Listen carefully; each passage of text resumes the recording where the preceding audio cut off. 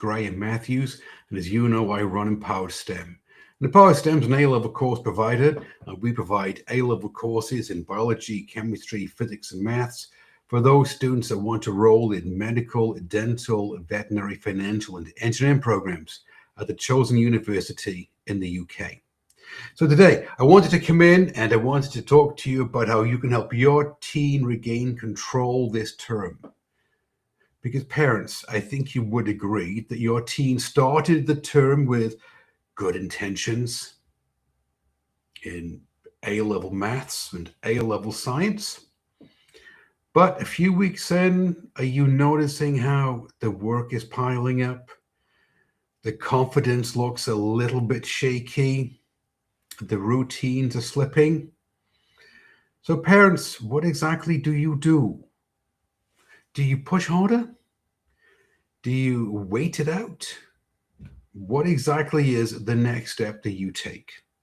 Well, it's this, parents. I think you would agree that what your teen needs is your teen needs a course correction. So let me tell you what the issue is. The issue is this. The core problem is that the drift in your teen's academics happens quietly. It isn't overnight. It isn't 1 week that all of a sudden they fall off the end of the proverbial cliff. They don't suddenly fall behind, but the drift, it's kind of insidious. It's like a fog. All of a sudden they're missing deadlines. They're missing work. They're avoiding feedback from the teacher. They seem to be studying longer, all night, on the weekend, but achieving less. And they start to, and rightfully so, become more and more frustrated with what they're doing. Because the issue is this, parents, and we talked about this one on the previous live stream, is this. The grade that your teen has in the mark book, it's a reflection of a problem that's been building for weeks. It isn't a snapshot of exactly where they are right now in terms of academics. It's a reflection of something which has been building up for weeks. It's not a reflection of their ability in A-level maths and A-level science. What it is, it's an indication of loss of control and clarity in what they're doing. Bottom line is, parents, your teen has lost their way. The compass is no longer working for them. So, as a parent, well, what do you try to do? You mean the best, don't you? But it's this. You tell them to try harder. And this is the reason why trying harder doesn't work. Because parents, what you do is this, is that you increase the pressure on your teen. Well, your friend's doing good in A-level chemistry or A-level biology. Why aren't you also sitting at an A or a B? Or, well, maybe it's because you're not putting in enough hours. Maybe you're not revising hard enough. Got to put the work in, don't you? If you want to get the top grades in A-level maths and A-level science. Or you could say, right, you're not studying enough. Well, you need to be look, after dinner in the room, you sit down at least 3 hours a night. You should be working late into the night, or all day Saturday in your room. That's all you're doing is just studying A-level maths and A-level science the entire weekend. Well, mock exams coming up in, 8 weeks? Your next test is coming up in a month. Didn't the teacher say you needed to show improvement on the next 2 tests, or they're going to put you into mandatory study hall? You mean well, don't you, parents? You do. But the issue is this, is without clarity, without really clear optics of what your teen is doing, effort becomes chaotic. So what your teen doesn't need is this. They don't need more motivation. They don't need more reminders. They don't need more fear. What they need is that they need structure, direction, and a reset point. Because a course correction has nothing at all to do with the intensity, the workload that your teen is putting in. It's got to do with a realignment.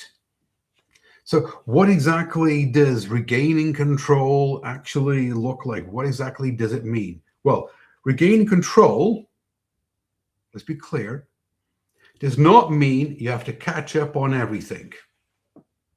Well, I got to have a good set of master notes. I better go back to the beginning of year 12 and read the textbook again, highlight everything, and have a good set of master notes. And I should be out there and I should watch. There's a YouTube videos that I saw by this one teacher that seemed kind of okay. Yeah, maybe that would help. No. Oh, well, I should make sure I've done all the homework then at least. I mean, I did miss some homework, didn't I? Or maybe I should just sit down and just go through reams and reams of past paper questions. Maybe I should redo that quiz or the test that I didn't quite do well on. No. What it means is this, is that your teen knows what matters now. They're letting go of what doesn't matter. They're restoring predictability and they're rebuilding confidence through small wins. So let's break this one down. Knowing what matters now. Think of it like a surgeon. They need to go in there with surgical precision. What exactly do I need to do, as Brendan Bouchard would say, to spike the needle? Letting go of what doesn't matter. You don't need perfect notes, highlighted, color-coded, that look like Picasso did it. No, you don't need that. Let that go. What you need is predictability, meaning they know when they're studying, when they're revising, when the homework set is due, when the next lab report is due, when the next test is due, when the mock exam is due. They know what they're doing each day of the week. And they're rebuilding confidence through small wins. Right? Don't expect your teen, if they're sitting at an E or a D, all of a sudden to move up to an A. Think about a small win that they got, though. Maybe they got one extra question correct. Maybe they did another hour of studying this week, meaningful studying.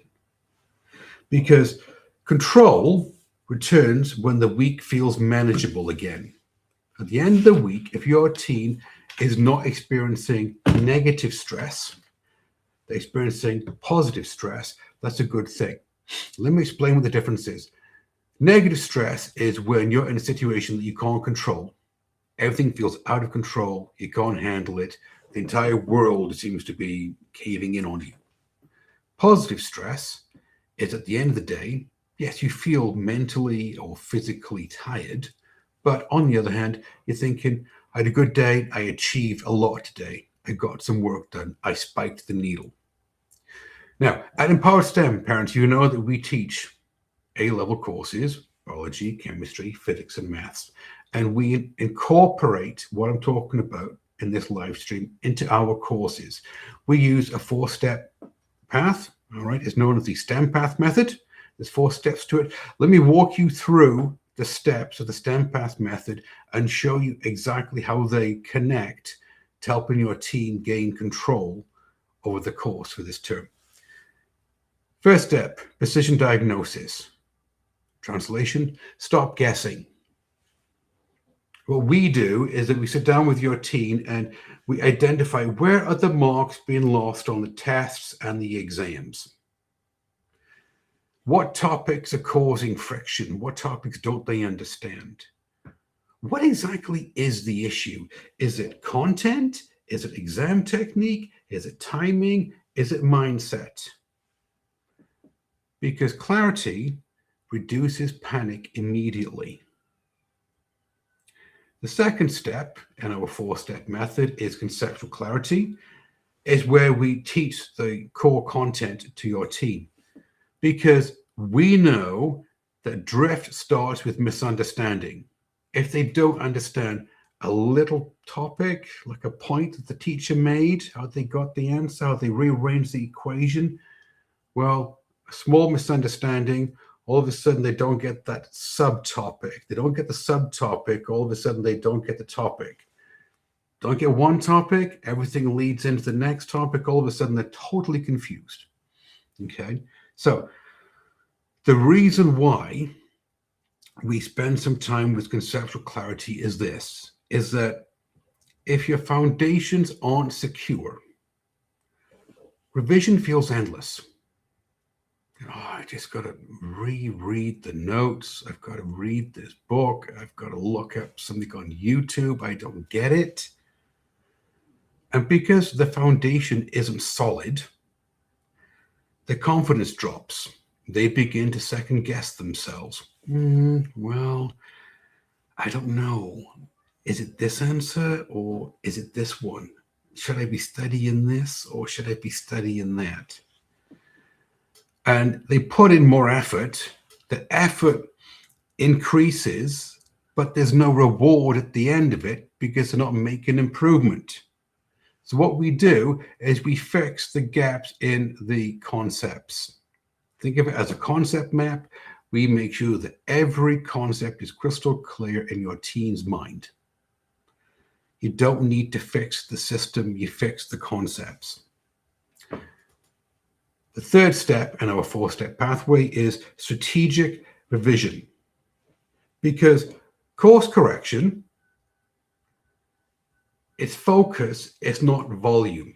Your teen, parents, does not need to spend hours and hours and hours of mind-numbing revision and studying on the weekend in order to get the A in year 12 or the A star in year 13. No. They need to be really focused on what they're doing. Really focused. They need to target weak areas. Don't bother revising areas that you know solid. You can get those questions done easily. You always score well because you know how to solve the question. Write down what the exam is looking for.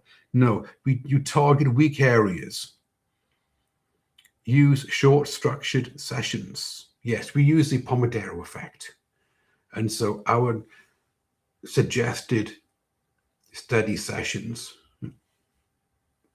half an hour, 5-minute break, 45 minutes, 15-minute break, hour, 20-minute break. You get the idea. Now, the thing is, with this one, the length of time that your teen studies depends on their concentration level. There isn't any point in making your teen sit there and study for an hour if after 15 minutes they've lost focus and attention and are looking out the window.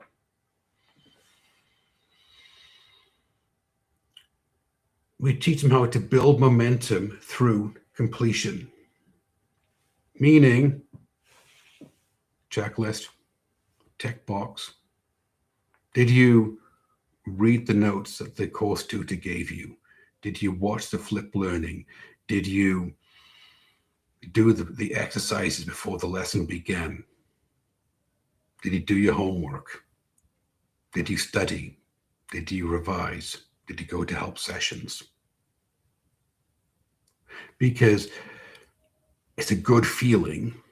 It's a good feeling, parents, to be able to tick off the check boxes, isn't it? So yes, I've done this, I've done this, I've done this.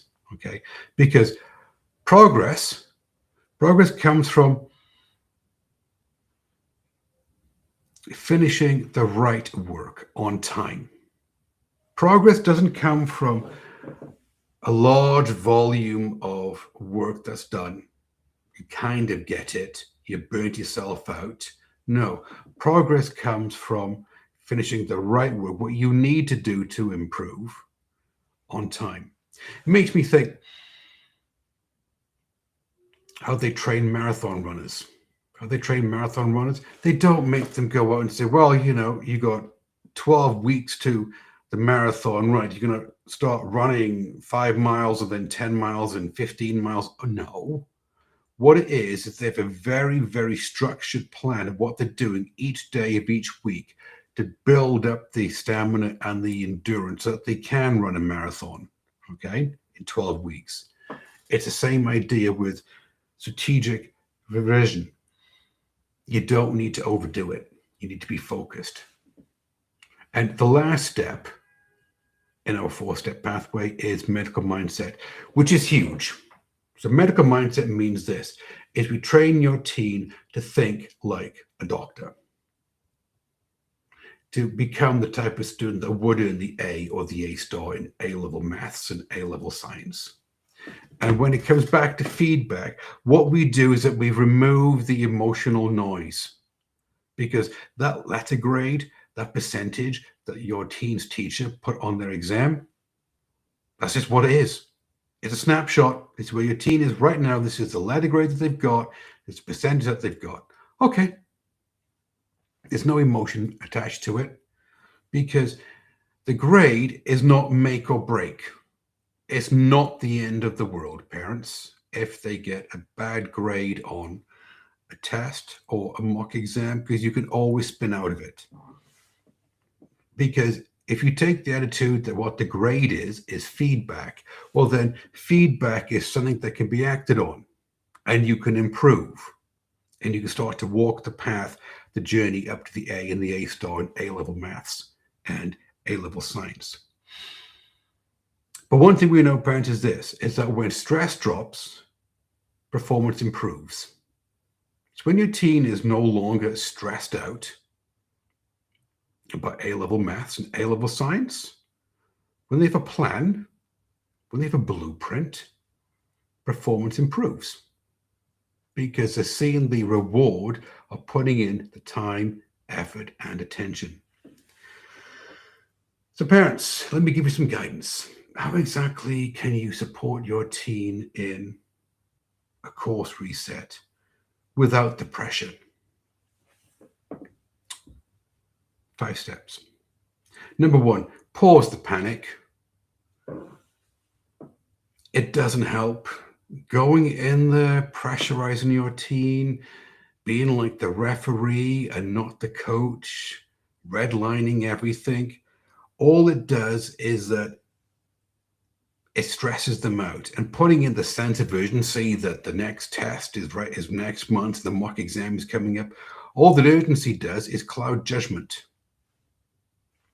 Second thing is shrink the focus, because teens, like you parents, they do sometimes, they catastrophize, don't they? Oh, this is the end of the world. I got a very bad test grade. Oh my goodness, what am I going to do? I'm never going to get the A in year 12, the A star in year 13. No. Shrink the focus down, all the way down, and ask yourself, well, what's the best step that they can do this week to spike the needle, to get the improvement? Help them restore routine. Now, parents, we talked about this one. Up until the age of 25, your teen's hippocampus is still developing. The hippocampus is the area of the brain that helps with organization. And so they need your help with organization. You need to give them autonomy, but you need to help them structure their week, because your teen's mind will start to anticipate what's coming up, meaning it's like a cognitive deload. It's this: if they study at the same time, the same location every day of the week, then they get predictability, and predictability equals safety. And this is one thing we teach. When I say study, I mean you can do chemistry Monday, Wednesday, Friday, maybe biology Tuesday, Thursday, Saturday, and it's a routine. And so on Monday, your teen's brain thinks, brilliant, I'm doing chemistry tonight. And then inside that study block, that revision hour, what they can do is they can have a routine. Well, I'm studying this 60 minutes. I'm revising this 60 minutes. It's called interleaving. They can interleave topics together.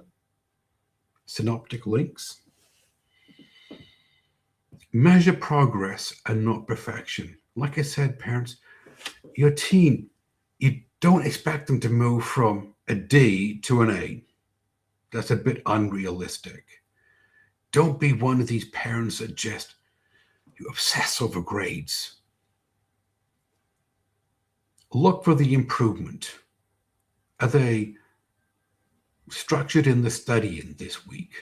Are they putting in the hours to study? Are they revising in the correct way? We use the 6 pillars of neuroscience in our courses to help your teen revise in the way that they learn and understand. Stop the comparison trap. You know, well, your friend's doing good. Well, how come you aren't doing it? Keep the conversations calm and short. Now, this is one thing I say is this: don't be the referee, be the coach. You don't need to be micromanaging your team. You don't need to be in there handing out red cards for everything that they're doing wrong. No, what you need to do is you need to be on the sideline coaching them to success, because support beats surveillance.